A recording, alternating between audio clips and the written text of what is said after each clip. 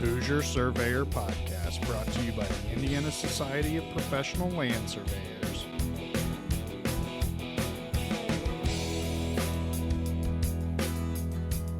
All right. Well, happy February 15th? 16th, 2024. This is Ryan Swingley, your voice of the Hoosier Surveyor Podcast. Joined today, of course, always our producer and now president of the society, Ryan Selby. Hey.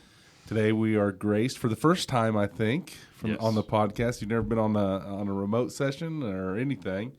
Our vice president of the society, Don Williams, and of course, multiple-time guest, Eric Meeks, president of the ISPLS Foundation and board of directors of ISPLS. So, a couple things in this podcast today. We're we just had a meeting this morning, our second official board meeting of the year. For those that don't know, we have a meeting on Wednesday morning of the conference, and that's typically comprised of two meetings. One meeting is the outgoing president, which is the bulk of the meeting, and then the secondary meeting is the incoming president. Has a small meeting to kind of nominate officers and really kind of put together a vision for what they would like to accomplish for the year. So today was our first get down to business meeting, and we had some good topics of discussion. One of them primarily being our financial advisors review. So every year have we changed that to biannually or every year? Every year. Every year. We talk with a lot of times it happened at the convention meeting, which just seemed like too much. So Yeah. I kind of I would have to say I do prefer it not outside of that meeting. Yeah, there's a I lot agree. going There was on. too much going on with the convention. We have our lobbyists come in and talk at the convention meeting, and so there's a lot of things that go on at that, And it was hard to get them to come to Fort Wayne and French Lick and the Right, places right. around. So it was good to have our financial advisors, Wellington, in with us today. And, ISPLS from a financial perspective is still doing pretty good. We're riding the wave we had of COVID, which was a pretty good year for us. We're split between about 50% equity and 50% fixed cash. So we got about 50% in the market. There was some discussion about capitalizing potentially on the market situation right now. As you know, a couple days ago we had a dip in the market. Our investors are predicting that's a short run, but in an election year, I think all bets are off. We don't know what might happen. So there has been some discussion about a reallocation to a 60-40 split, so that we can maybe capitalize on some aggressive growth opportunities as we approach the election and the Fed dropping the interest rates. So what are you guys' comments? What are your thoughts? I mean, the 50-50 we've had in place for 27 years. It's served us pretty well, but it's let us ride the average. We get to stay at a point where we're fairly solid as far as going in to know what we're doing, what we have available to do. It lets us ride that average. We did in the discussion, we talked about the volatility that would come with the kind of the up and down, splitting the equity and the fixed. But it's really a guessing game, as opposed to, we're not buying individual stocks here. The investments are a mutual fund type scenario, so it's not like we have a lot of leeway of, hitting big at the roulette table, so to speak. And we are set up with a 50-50 allocation. However, Wellington has the ability to go 20% either way. yeah, But they've they never never done have. that. They've never done They that. never have. And that's why I wouldn't be opposed to increasing that to either 60-40 or even 70-30, because they can always go back to the 50-50 at a 70-30 even. Absolutely. So, Absolutely. and we've never gone below a 50-50 allocation. No. So I don't see an issue with going to a 70-30. It gives us the opportunity. I don't think there's increased risk dramatically. Well, I looked at just from a calculation standpoint based on historical projections they were showing us at the meeting. It's about a 5% swing either way. So at the best of the market, we're looking at about an additional 5% return. The worst of the market, we're talking about, probably a negative 5%, not loss, but Reduced gain. Reduced gain. So it's not a huge risk. If you look at 50% of what we have and that 5%, it equates to about $8,500. So not a lot of risk one direction or the other. If we would go to a 70-30, obviously there would be some increased incentive gains or losses. We're at a time now where everything's getting more expensive. I think if we can capitalize on the market opportunity, I think we should. I mean, we talked about this a couple years ago, and we opted to keep our allocation as it was. And the way I saw it, we left some money on the table, as the market panned out that year. Now, of course, it can always go the other direction. We don't know what's going to happen. No one has that crystal ball. But, we certainly keep in mind that it is our duty to be fiscally responsible with the society's money.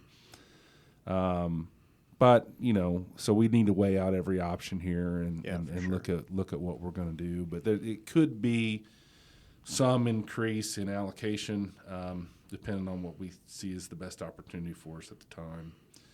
But that's going to be an ongoing discussion. We are going to do a financial review here in the next couple months, see what our goals are. And that was one of the things that I thought was interesting. They said, well, if you don't have any financial goals, you're best to keep it where it is. But if you can identify financial goals, then you might want to change your allocation. And that kind of brings up the idea that, there was a discussion at the business meeting this year about a potential 5%, moving 5% annually of ISPLS funds to the foundation funds. I think there should be some sort of plan, strategic, long-term plan financially. That's not something we've been in a position to do at different times throughout the most recent years. But I think we're at a point now where we can look at setting something in motion, some kind of a long-term plan. And when I say long-term plan, that doesn't mean we're financing for the long term, but at least some kind of allocation plan with money that comes in to the society, where a lot of times it's been we just wait for someone to come up with an idea to fund or do something with. But if we can get that where we look at, visit the foundation at budget time as opposed to just any time. Mm-hmm. Well, I mean, I think we have a lot of opportunity. And like you said, if we decide financially we want to, me personally, if we're going to contribute 5% to the foundation annually, I'd want to try to capture that 5% back, because historically our financial goals have been extremely simple. Have up to 1 year's operating budget in our coffers. So, I mean, we're right there. What we have to decide is, do we really need that full year's operating budget? Well, and the other discussion was, what is an operating budget? If we have no members, we're not going to have a conference, then we won't have those expenses. So what is a year's operating budget? Yeah, because we're talking about, when you talk about rainy day, that's what you're talking about. Right. Well, you look at the situation with COVID, that put a big what if on in our situation. And we did lose membership through that time. We lost some conference participation. We were lucky they let us out of the contract fortunate. For the conference. Right. So we would have paid that contract out of pocket with no revenue stream potentially. So there is the idea that we need to probably keep a year's annual budget for RGI to operate, plus maybe half or whatever we outlay in cash for the conference, up to the conference, in case there would be some catastrophic event where no one could attend and everyone wanted their money back, we would need to be in a position to financially recover from that. Yeah. So that's definitely some conversations we're going to be having in the coming months. The foundation is doing quite well. For those that don't know, we moved. ISPLS used to carry a good bit more in our investments, but what was the year, Eric? 2012. 2012, we moved $200,000. Basically, 250, I think. Yeah, split the funds that ISPLS had at the Right. time, and created the foundation for the sole purpose of being the financial granting or funding arm of ISPLS. ISPLS runs the business of ISPLS, kind of the corporate side.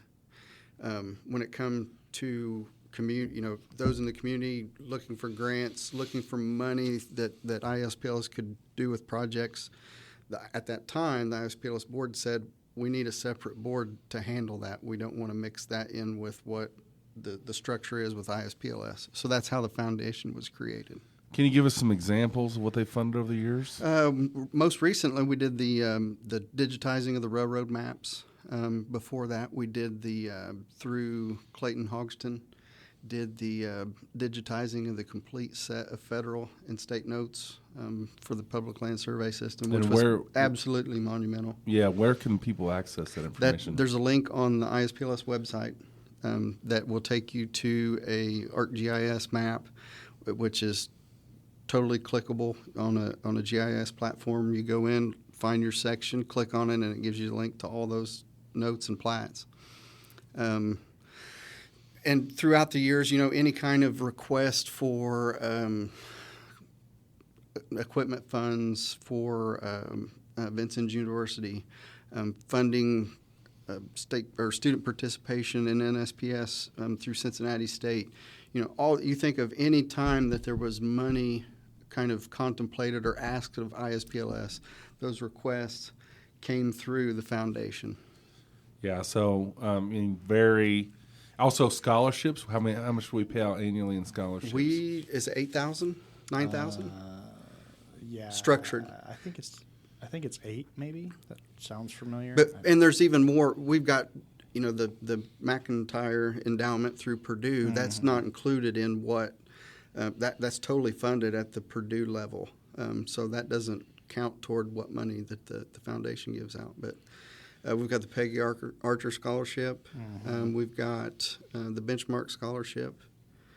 The foundation meets Monday night, and the new scholarship committee chair has talked about maybe standing up another additional scholarship geared more toward hybrid students. That's becoming a very popular trend, and we want to try to capture some of the ways to contribute to those as well. And so right now the foundation has about $450,000, and they have a 50% equity and fixed cash allocation as well. Now, I know that sounds like a lot of money, but the goal of any foundation is to be able to give a certain percentage of your funds away annually in perpetuity. So yeah. How much is that right now, Eric? It's about 19,000 is the foundation's operating budget. Out of that comes, split a little bit out we pay a shared cost to the administrative side of ISPLS through RGI. So some of that's allocated. Some of it's allocated toward just expenses that the foundation has with like gaming licenses and stuff for the raffles. But we look at somewhere between 12 and 15,000 a year dedicated for grants and scholarships. And that's a percentage, so the more money that you have, the more of that, the higher the percentage. 5%. 5% of the three-year average. Yeah. Okay. Yeah. And at the 50-50 right now, we're getting about 6 to 7% a year. Right. Right. So it's and one of the things that's been noted is we have never, since the inception of the foundation, we have not ever once withdrew money to operate from our investment funds. That's Ideally, perfect, but it's not meant to be that way. It's meant to be that is self-sufficient from those investment funds. The raffle has brought in a little bit. We've used some of the funds that have become available to subsidize and not dip into those investments and let them grow. And that in turn will let the operating budget and the amount of money that can go to grants every year increase. Yeah, for sure. And we've done some things where we've got some money in, and the cash flow has just worked out to where we haven't had to touch the funds. But that's always good. The larger it grows, and if we can continue to fund it with things like the raffles at the convention and stuff, that's definitely the way to do it.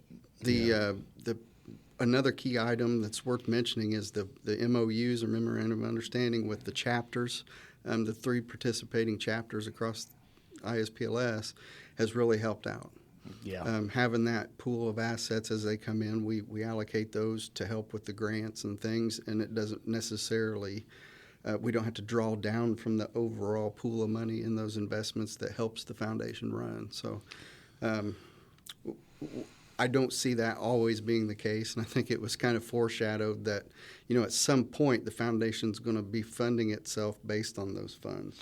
So let's say, someone in our society wants to request funds from the foundation. What's that process look like? Go to ISPLS.org. The foundation tab will give you a link to the grant request application. If you want help filling out that application, contact one of the foundation board of directors members or an ISPLS director. It's pretty self-explanatory, but at the same time, just put down on there what exactly it is that you're looking for funding for.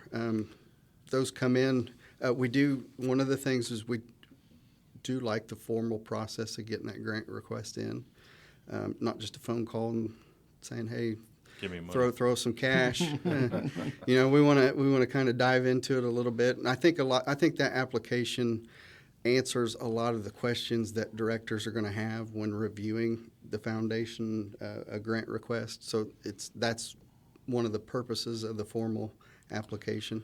And some of that's just like, one of the questions is state the project, how the project enhances the purpose of the foundation, and some things like that. So that's what we're talking about. We just want to know, how this money is going to benefit the society and the profession. And so the questions are fairly simple, but that's the bulk of it is just kind of. So you mean you're not going to buy my company a new GPS rover or anything? Absolutely not. Okay. Dang it. Yeah. So generally speaking, these are projects that are going to benefit the surveying society or public as a whole. The historical preservation of documents, the purchase of a 3D sandbox that can be used for workforce development or outreach. Yep, all perfect. All examples. those kind of examples of things been done. So I think Wellington did a great job on a financial wrap up. They gave us some things to think about, some goals to set, and give ourselves some financial direction. So I look forward to those discussions. What else do we have on tap for the meeting today? I think since we're on the financial topic, we should just go ahead and finish on that. But, we talked a little more about that question that came up at the business meeting about what we're going to do with our money. And so, I think in April, I've asked Brian to have somebody come in to kind of help guide the board in that discussion. So that we can start looking and identifying that rainy day fund, what our investment policy is going to be and that kind of thing. So, that was definitely a big part of the discussion, even after the Wallington presentation that they did on our finances. Right.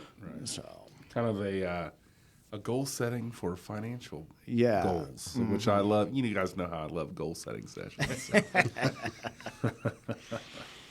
All right. Second agenda item was priority strategic goals. We didn't get too deep into that. We kind of bypassed some of these that would be in further discussion in our I think one our topic online meeting. I think one topic that was not really officially visited, but we did discuss a little bit about was the membership and expired members that we want to try to recapture. Yeah, and here a couple months back we started adding into our membership report that we get every meeting. We had Brian kind of give us a breakdown of kind of some percentages of how we're doing on our statistics as far as are we capturing a lot of the Indiana licenses and kind of where our membership is at geographically and that kind of thing. So and you start looking at some of these numbers and some things pop up like our professional members right now are at about 361 out of the 763 licenses in Indiana. So it's one of those like, okay, how do we start capturing a bigger percentage of that population? And a lot of that is out of state. I think we there's identified a percentage, that in the donut states, there's 170 surveyors. So 22% of the licensed surveyors are in donut states. So, but I think as the numbers are trending in the downward direction at the moment, we got to work on making sure that we retain as many of those members as we can to keep our numbers where they need to be. Well, it also makes you stop and pause and think about member benefits. What is it we do as a society that attracts members? And we discussed that some at lunch even. What are some of the positive things that ISPLS does for, all of surveying in the state of Indiana? And you can't have that conversation without discussing our lobbyists and what we've done politically. And some of the things that the needles that we've been able to move from a legislative perspective that I don't think we would have been able to do without the state society, without ISPLS. Well, and bring it up. The reason we are still able to have a license is because we were talking in front of the PLA. We had to bring and defend the fact that we should be licensed professionals. Right. That's happened twice. That's happened twice, probably over the last decade, that IPLA has considered removing surveying as a registered profession in the state of Indiana. And so, obviously that protects and that's surveyors, that's that protects on their the public. agenda. That's not something that's going to go away either. It's not something we can. That's something that as their administration changes, they visit all the time. So we have to be there at those instances. Right, and I don't even know how many of our members realize that happened. Right. But if you are a fan of right of entry, that was something that came from our society. If you like statute of limitations, which I know a lot of surveyors should really like that one, that was something that came from our society and our legislative committee. And even, we testified this summer with support of our lobbyist for showing support for NDOT to make a capital investment in improving their receivers in the NCORS network, little things like that you just, our society doesn't see, that we are in the background, in the shadows, if you will. We've got make it happen. We've got a bill right now. Mm-hmm. Senate Bill 36 to make it a civil penalty for removing a permanent survey marker. Mm-hmm. That's happening as we're sitting here, and we're testifying. We're working on it. There's something, I think it happened, like you said, it happens a lot more than what most might think. But we do those things for members and non-members alike, and if you like the things, if you like the results of what we've done and have done in the past, and we would encourage you to support that. Financially, it's not a huge burden to become a ISPLS member. Obviously, there's some other benefits such as discounts at our conference, resources to be able to find other surveyors, colleagues.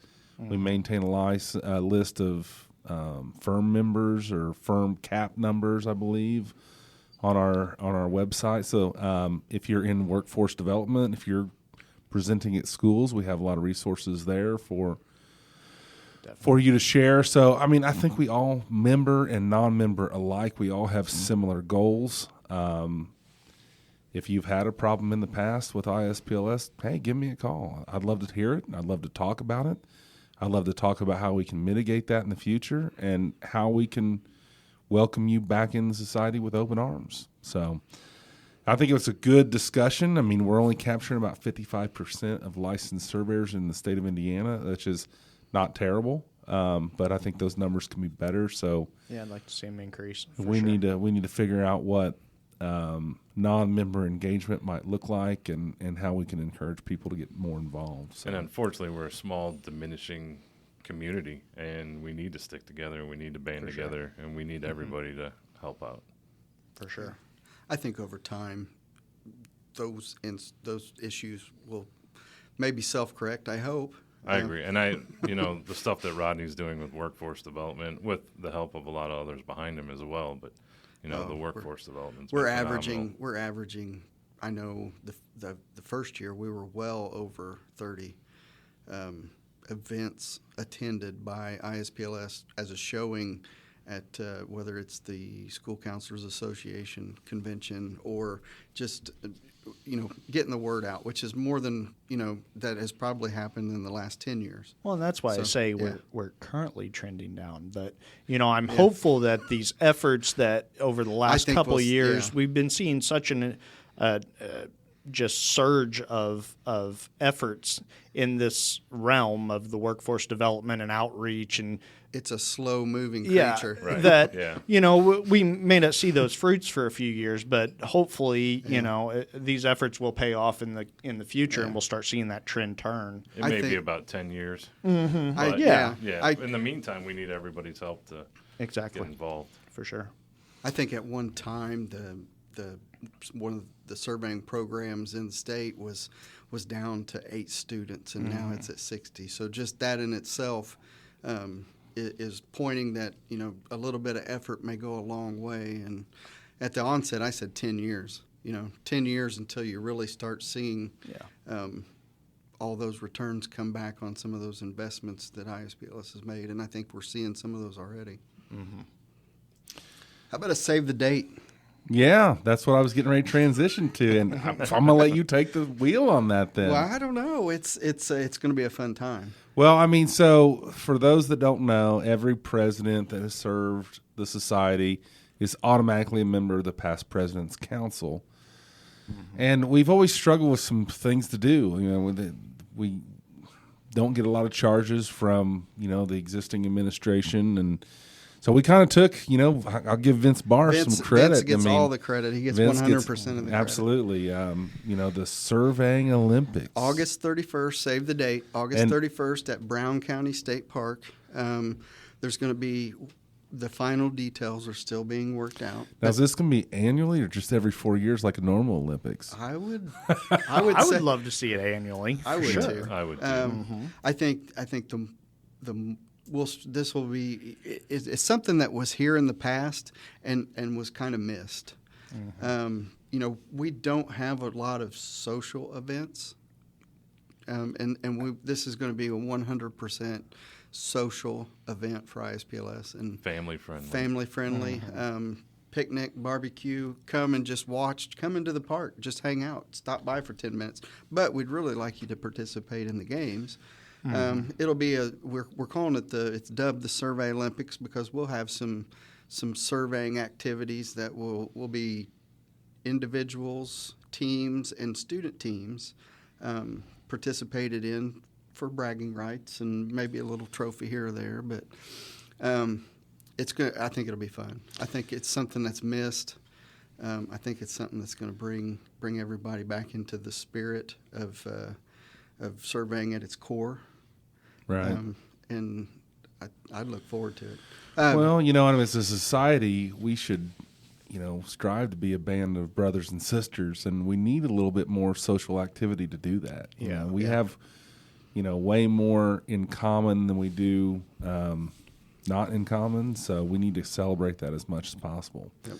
Any ideas on some of the events? Is that something we're willing to share at this point? I think so.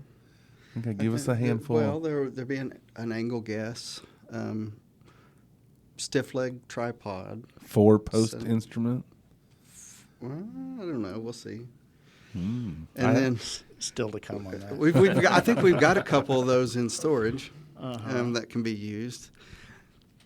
What else? Pace count. You know, it's not going to be a 3-day event. This is going to be an afternoon spent. There will be some food available and served.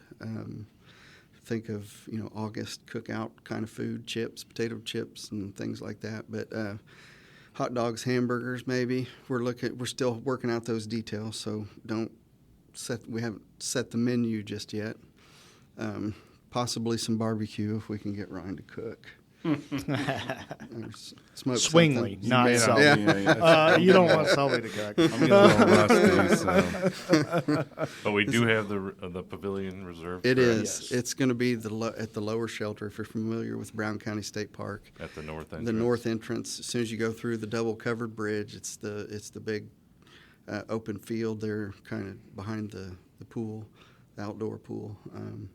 But like I said, it's going to be fun. At least you'll get to a state park, if nothing else, for that nice hot summer day. Hopefully, no rain. So we'll start acting right now so we get some good weather.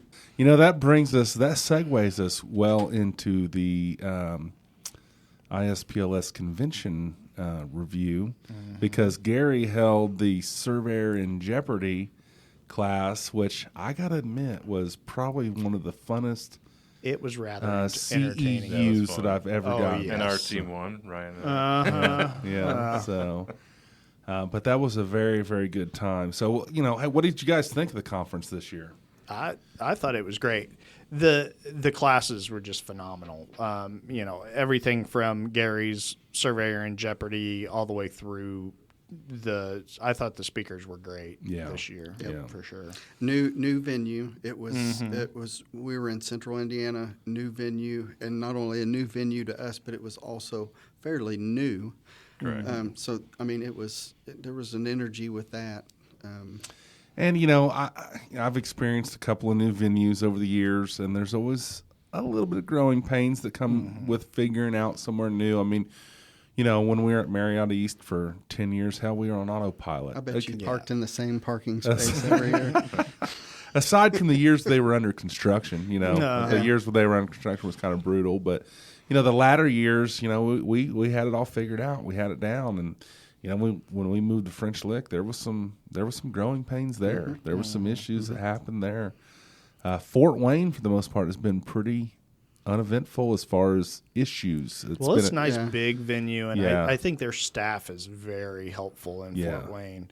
And this year, I know that was one of the complaints, was a little bit of the tight spacing at this year, but we oversold this year. We had a phenomenal turnout this year at the convention, and we didn't expect that large of a turnout. There's a couple things you never know about the conference. Number one, we planned for 425, and I believe 460 signed up. Yeah. And of those 460, you usually have no idea who's going to show up on Wednesday. That's we almost never have full attendance on Wednesday afternoon, and Except therefore for this year.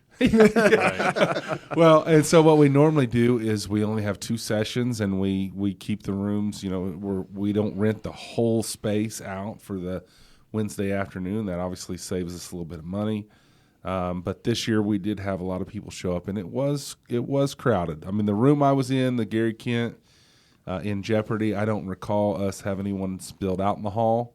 But the other session that Dennis Mullen put on, they were spilled out in the hall quite a ways. And that's unfortunate, because those people sitting out in the hall are probably not having, the good experience that they should. So we'll have to. Well, we're at a size that a lot of venues, we're either too small or we're too big. Right. We're right there in the middle, where it's our choices for venues have seemed to be very limited to where we can go and accommodate making that fit just right. And normally when we plan for 400 or 420, we have less than that. We were expecting more. Right. But other than that, like those that listen to our convention preview podcast, beautiful venue. excellent location.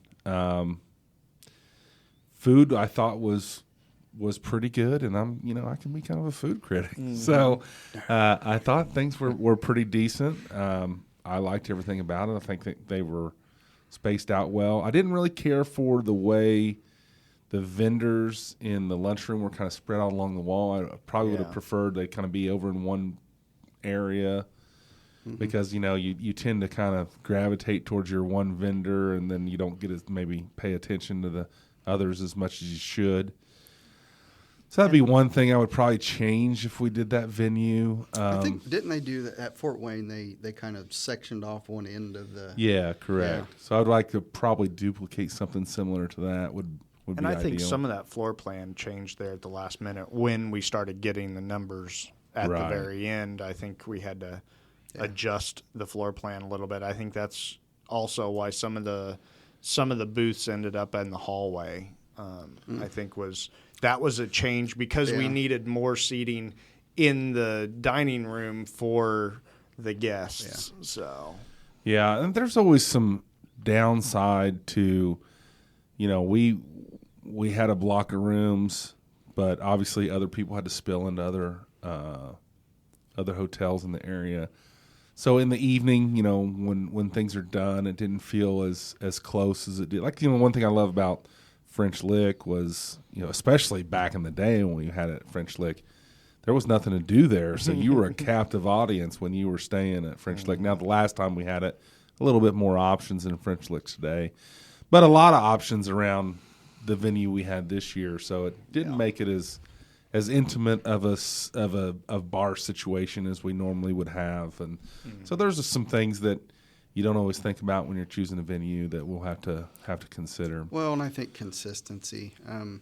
Like you said, it's kind of fluctuated. It seems like we get a little influx of members that we plan for around the renewal time because they need the continuing education credits, which you need every year. So you might as well just come be a part of ISPLS and continue with it. And the more consistent we become as members, the better we can plan and put on those conventions. Right. So as we had mentioned in our convention preview podcast, that Vincennes University decided to take advantage of the location and put together a fundraising event at Topgolf on Wednesday night. I think it was extremely well attended. I think everyone that was there had a good time. The criticism I would have is I think it wasn't as well advertised as it should be. There was a lot of members, I think, that didn't know. And because of the number limitation that we had at Topgolf, we had to tell people, well, if you weren't signed up before, you can't really go, which was unfortunate. So I think I would like to see us maybe integrate the sign up for something like that into the ISPLS conference sign up. I think we would get a lot more people that would be willing to pretend that was a paid event. Obviously we're trying to raise some funds for Vincennes University Equipment Fund. And for the first time, they made money instead of it costing them money. Right. Yes. So over the years, we've had an alumni event that would take from our coffers, and this time we were able to add to those coffers. So win-win for everybody involved. Everyone had a great time. We were able to put together, I think, $3,000 or $4,000 for Vincennes University to help them fund equipment purchases, and I think it was a good event. So definitely. Thursday was, I can't remember the sessions I attended, but I felt everything was pretty good. Mm-hmm. The banquet probably wasn't well as attended as I would have hoped, and I think that really boils down to the availability of social opportunity. All the good restaurants in the area. But every time we have a banquet in Indianapolis at the convention, it's an Indianapolis-held convention, the banquets seems to be less attended. Yeah, correct. We don't have a captive audience, so people end up going home. Right. So, that's always a downside. Next year, we're going to be in Evansville. What's the event center? Does anyone know? It's downtown. It's a convention center downtown. I think it's close to, what is that, the Ford Center down in Evansville. I think it's down close to that. And it's right downtown, I believe. Right. I mean, I know that's at the far southwest corner of the state, but Evansville's a beautiful city, a lot of fun stuff to do. I hope we, our northwest and northeast chapters find it in their hearts to come on down into Evansville. They do have a casino boat down there, just saying. So it's actually not. You have to have Alex on to talk. It's about actually what to not do a in boat Evansville. anymore. They've moved that to a on land casino now. So I think I've been in there once or twice since they've built that. It's pretty nice.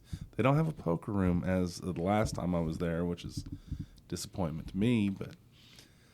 Always fun to do a little gambling, and Vincennes is going to be looking for opportunities to put together another social-based fundraising event down in that area. There has been some discussion, maybe axe throwing, because I don't think Evansville has a Top Golf. So we'll be working on something to put together, and so should be a good time. All in all, I mean, would we attend? Would we have another conference at this event center, you think? I mean, what were your thoughts? I think so. I think it's a good option, and I think there may be only one or two other candidates that could house ISPLS for a convention in Central Indiana. So that doesn't cost an arm and a leg. and who knows, because we'll be there. We'll be looking in what would it be, 2026. We'll be looking for a place in Central Indiana. And one of the considerations that I think we make every year is the bulk of us drive big trucks, and fitting the parking, that's why we try to avoid the downtown venues. Cost is definitely a big factor. I mean, they're considerably more expensive for the downtown venues than a venue like we had this year, but also the parking, and you're either having to pay to park and then try to fit most of our crew trucks into a parking garage, and that's never it's not an good easy thing to do. commute in and out. Yeah. If for those daily that are coming that may not be staying there, it's getting in and out is another consideration. So those are definitely things that we consider when we're looking at venues in Central Indiana. Well, I think it's important to note that we don't just throw a dartboard yeah, and say, well, let's have a convention here. I mean, RGI puts this out to bid. So it gets in the hands of a lot of convention centers across the state, and they submit a proposal to us, and we find the best and most equitable proposal that we can, and that's how we make our decision. So it's not just at our whim. It has a lot to do with how we get information back. It is our goal to have the convention in Indianapolis on renewal years of your license. That way you can always get to the conference. Obviously Indianapolis is a central location that everyone can get to. But then also on off years, we wanted to get out and see other parts of the state. The Central Indiana chapter makes up a very large percentage of the society, and they said they're tired of being in Indianapolis all the time. They want to be able to stay in a hotel room and go get drunk like everybody else. I was going to say stretch your legs. Hey, I'm just being honest. This morning or today. So, but all in all, I think it was a good conference, and then I think we'll have another good one in 2025. What were some of the notable sessions you guys recall? I mean, Dan Bland was a first-time speaker. I heard a lot of positive. Yeah. I didn't attend his session, and I regret it. Yeah, it was geared more toward the supervision of the professional land surveying, and it was, I think a lot of people going into it, and even Dan in the conversations we had, he thought it might be a little bit too taboo for what most people are used to hearing at the convention, but I think it was very well received, and I think it made a lot of good points that people usually talked about outside of the sessions, that was brought in and kind of given a spotlight. So we also had our local dynamic duo in Ryan Weber and Aaron Carl giving their sessions again, which are always well attended. Unfortunately, I was pulled away about mid-session through one of theirs for a billing emergency at work. See, this is another one of the downsides of us Indianapolis guys always having our conference here in Indianapolis. But I know that, what I had heard was on par with their previous sessions, which has always been good. I did get a chance to sit in with Dennis Molan on a session, which has always been one of my favorites, and he delivered. He didn't disappoint. So, anybody else? I missed out on some of the NGS stuff and a few of the more technical sessions, but anybody else have anything to add? I sat in on the NGS one. There was a lot of technical information thrown out, but there's. Yeah, that's one of those sessions that if you haven't attended it yet at the convention, you really need to look at attending in the coming years. We're about to have the datum change coming up, and the information he pushes out is very helpful to what is about to happen. So it's definitely something. Good thing with Jacob is working for NGS is he's free. So he's invited every year to come speak with us. So I'm sure he will be back again next year. And it's definitely one that if you haven't attended, or even if you have, it'd probably be very beneficial to attend next year. Well, it's probably part of your professional responsibility to make yourself aware of what's getting ready to happen. Yeah. So, and there's nobody better to speak about it than Jacob Heck, for sure. I think we've missed a couple years without, and bringing the 811 folks back in. We need to add that session back in. I think we need to, at least every other year, make it available. That was always done a lot of times outside of the convention, where they would put on maybe a half-day CEU opportunity or something, and I think a lot of people attended it so much that they stopped signing up for it at the convention because they'd been there. Mm-hmm. But I think it's something that we need to make sure we work in appropriately. I attended the NDOT safety one, and it gave some good pointers of things to think about and consider when you're making your safety plans for projects, especially when you're in the roadway. So it was a good one, I thought. Yeah. Anybody attend the mock trial? I did not. I did not. No, I was supposed to, but because of the weather moving in, I headed home a little earlier than I was planning. That's always a fun one, too. I mean, Gary really strived for fun sessions this year, and I'm sure it was greatly appreciated. Yeah. So, not that his normal sessions aren't a little bit fun, but the mock trial and the Surveyors in Jeopardy, it's hard to beat that. So, definitely. Hopefully, we'll have that back again. Right away. We need to. Do we have? I think we already have Gary locked up for 2025. I believe so. And 6. Because we missed him a couple of years because of some interference in time with, I believe, the Maryland Society or someone on the East Coast. Mm-hmm. But good to get Gary here for the next couple of years for sure. All right, let's move off of the convention review and just take us home, Ryan, if you would, with a little bit of your vision of the presidency and where you'd like to see the society go this year. Today's meeting was different. Being in charge is different than sitting in the back and just heckling. Oh yeah. Oh yeah. That's why I'm. You're like, I ain't doing that again. I lead from behind.